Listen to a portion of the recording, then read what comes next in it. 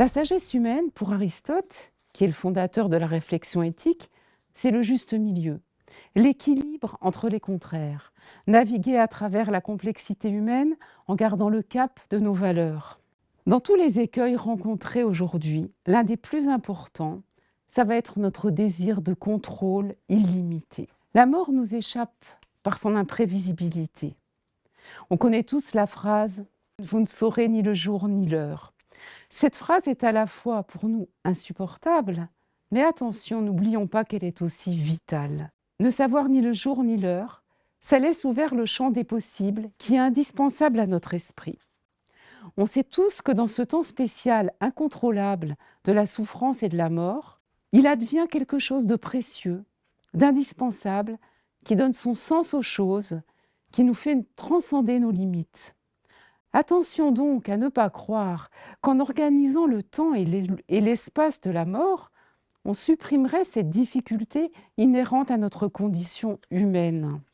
Et justement, c'est cette limite qui nous garde de l'hubris, c'est-à-dire de la démesure dans laquelle on se perd actuellement et qui nous guette toujours, comme on le voit parce qu'elle est à l'origine de la crise écologique actuelle.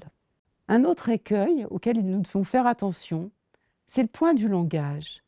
Le langage qui est imposé par la pensée collective, qui nous amène à poser les choses de manière binaire, donc à ne pas penser du tout.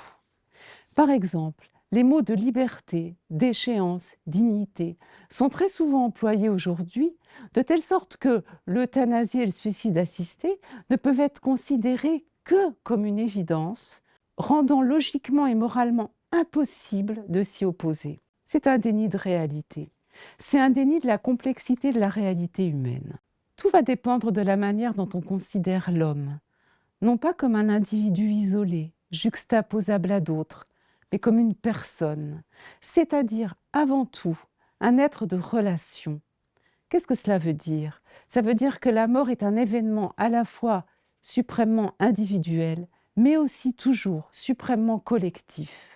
Le fait que nous soyons des personnes, cela veut dire aussi, d'après le philosophe Emmanuel Kant, que la dignité est inhérente à l'homme et qu'elle est impossible à considérer comme amoindrie. Ce qui est posé ici, dans la pensée de la mort, c'est la question des relations intersubjectives.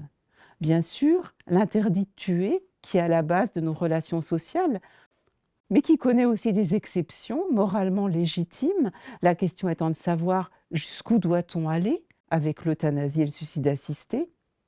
D'autre part, la nature de la relation de soins, qui est la grande condition de la vie elle-même, et enfin, la valeur absolue de la personne dans toutes circonstances de sa vie. Sommes-nous capables de donner un sens ensemble à notre finitude?